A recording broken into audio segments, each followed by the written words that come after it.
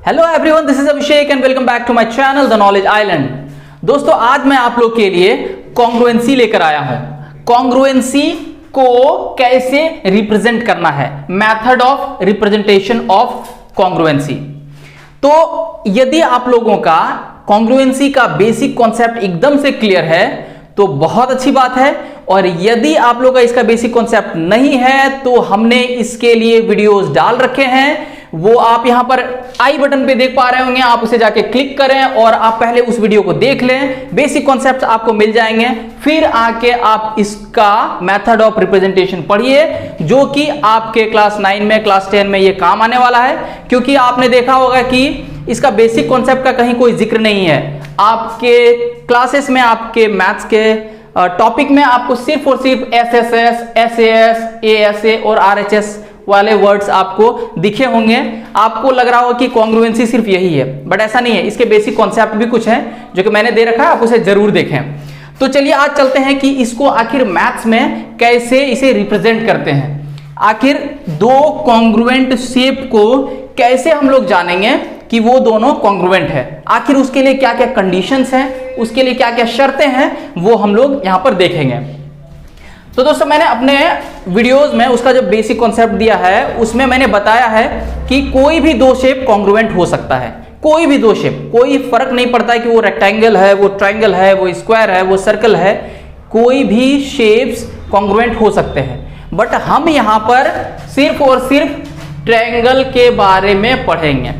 हम यहां जानेंगे कि दो ट्रायंगल आखिर कब कब कॉन्ग्रुएंट होता है, यानी कि दो ट्रायंगल को कॉन्ग्रुएंट होने के लिए क्या क्या कंडीशंस हैं, क्या क्या शर्तें हैं, उसको हम लोग आज पढ़ेंगे। तो चलिए चलते हैं एक एक करके। ये जो मैंने सबसे पहला नंबर में लिखा है एस एस एस, ये क्या होता है मैं बताता हूं। एस एस एस का फुल फॉर्म होता है साइड साइड साइड। अब इसका मतलब क्या है ये देखिए। यदि कोई ट्रायंगल में एक साइड किसी दूसरे ट्रायंगल का एक साइड इक्वल है, और साथ ही साथ पहला ट्रायंगल का दूसरा साइड भी यदि दूसरे ट्रायंगल के दूसरे साइड के इक्वल है, और एक चीज, यदि इस ट्रायंगल का तीसरा साइड भी यदि दूसरे ट्रायंगल के तीसरे साइड के इक्वल है, तो कहेंगे ये दोनों ट्रायंगल कॉन्ग्रुएंट है। क्या मतलब बोला, एक बार फिर से मैं इसे रिपीट करता हूं। एस एस एस मतलब साइड साइड साइड। यदि कोई एक ट्रायंगल का सारा साइड किसी दूसरे ट्रायंगल के सारे साइड के इक्वल हो जाए। सारे साइड कहने का मतलब इसका एक साइड इसका दूसरे, इस ट्रायंगल का एक साइड के इक्वल होगा, इस ट्रायंगल का दूसरा साइड इस ट्रायंगल के दूसरे साइड के, और साथ ही साथ इस ट्रायंगल के तीसरा साइड इस ट्रायंगल के तीसरे साइड के यदि इक्वल होता है तो कहेंगे ये दोनों ट्रायंगल कॉन्ग्रुएंट होंगे। अब कॉन्ग्रुएंट को हम लोग लिखते कैसे हैं ये भी आप लोग देख लीजिए। अभी मैं इस दो ट्रायंगल का नाम दे दिया हूं। इस ट्रायंगल का नाम मैंने ए बी सी दिया है और दूसरे ट्रायंगल का नाम मैंने डी ई एफ दिया है। तो दोनों ट्रायंगल को कैसे लिखेंगे, यदि दो ट्रायंगल कॉन्ग्रुएंट हो गया तो हम लिखेंगे triangle A B C. Congruent का सिंबल कुछ ऐसा होता है, इक्वल टू साइन दीजिए और उसके ऊपर एक कर्व लाइन कुछ इस तरह से दे दीजिए। ये सिंबल होता है कॉन्ग्रुएंट का। तो triangle A B C, congruent का मैंने साइन दिया है, A B C is congruent to triangle D E F. इस तरह से हमने ये दिखाया कि एस एस एस कंडीशन से किस तरह से दो ट्रायंगल कॉन्ग्रुएंट होंगे। तो होप आप इसे समझ पाए होंगे। अब दूसरा आते हैं हम लोग कंडीशन में S A S. S A S से आपका ट्रायंगल कैसे कॉन्ग्रुएंट होता है ये आप देखिए। यहां पर भी मैं दो ट्रायंगल ड्रॉ करूंगा, जिस तरह वहां ड्रॉ किया था। यहां भी मैंने दो ट्रायंगल ले लिया, इसको नाम दे दीजिए A B C, same as D E F. S A S का पहले फुल फॉर्म जान लीजिए। मेरे ख्याल से एस का तो आपको आइडिया आ गया होगा कि एस का क्या मतलब होने वाला है। एस मतलब साइड, ये एस मतलब भी साइड, और बीच का जो ए है, इस ए का मतलब होता है एंगल।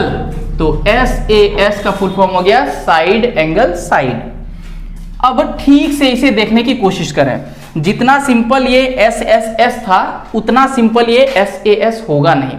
अगर आप इसको कंसंट्रेशन के साथ नहीं देखेंगे तो थोड़ा सा दिमाग के ऊपर से शायद उड़ सकता है, इसीलिए थोड़ा कंसंट्रेशन यहां पर दीजिएगा।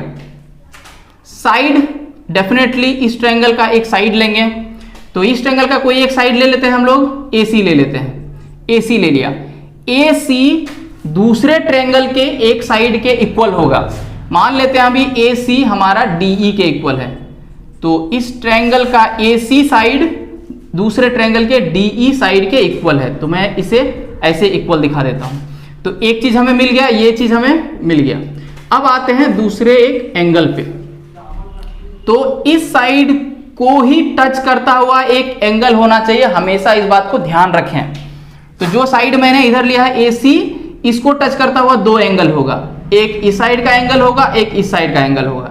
तो दोनों में से किसी एक को आप ले लीजिए। अभी मैं इधर एंगल A को ले लेता हूं, एंगल A इक्वल्स टू, तो DEF ट्रायंगल में भी वैसे ही हम लोग लेंगे, जो साइड हमने लिया है उसी को टच करने वाला एंगल होना चाहिए, यानी DE को टच करने वाला एंगल इधर का हो सकता है या इधर का हो सकता है।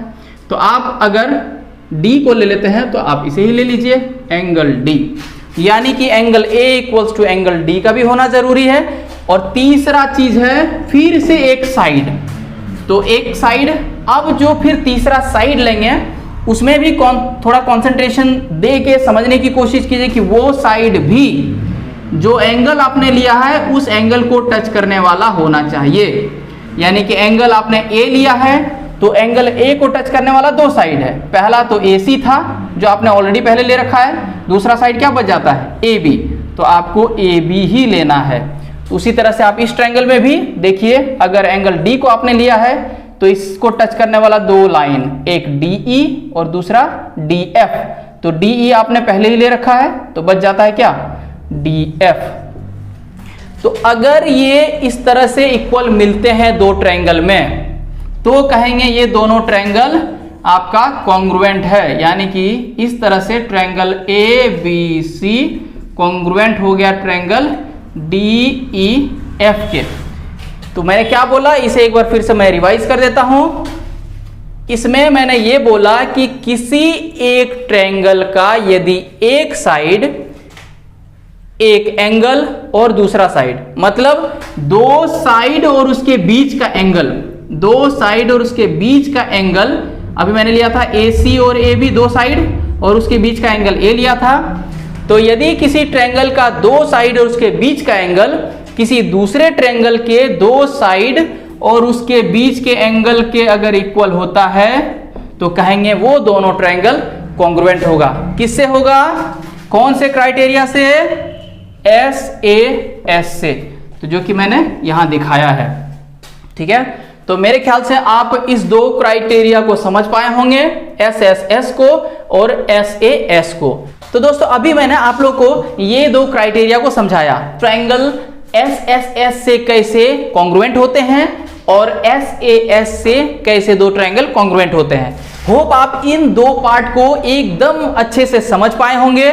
मैं बहुत जल्द इस वीडियो का पार्ट 2 लेके आऊंगा और उसमें मैं ये रेस्ट दो क्राइटेरिया को समझाऊंगा, ASA को और RHS को। मैं एक बात बता दूं कि ये दोनों पॉइंट जो है, ये दो क्राइटेरिया बहुत ही ज्यादा इंपॉर्टेंट है, स्पेशली RHS, क्योंकि सबसे ज्यादा क्वेश्चन आपको RHS से ही आएंगे और आपको इसको सॉल्व करना बहुत जरूरी होगा, इसको समझना बहुत जरूरी होगा।